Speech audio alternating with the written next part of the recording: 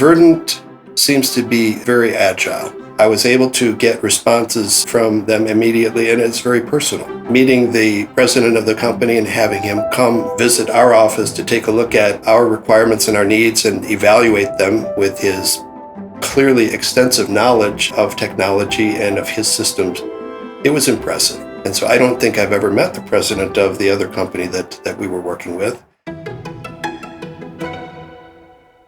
We had a local provider. We were looking for a way to fix our current entry system. We didn't have good local support for it.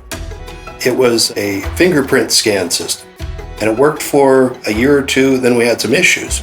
They didn't have any technicians who knew how to fix the system.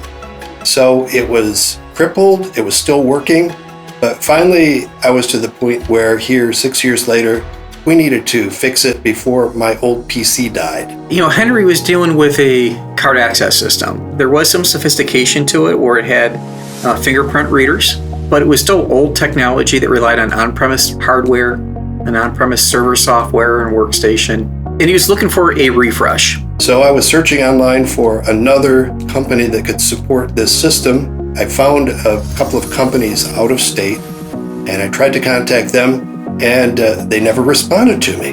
But then I found Gysen. They said, we do entry systems. I've got just the guy in town, Mike Shalak. You contact him and he'll help you out. I checked the website. I saw some of the other companies that were using this system, and I thought, here is somebody who has done this before. And so the big thing, though, for Sneller was that their switching infrastructure, we didn't know if it had enough wattage to power all the Gysen readers. Now, we knew that his switches were PoE. We could provide Cisco Meraki switches that we know have enough power. And I presented that to them.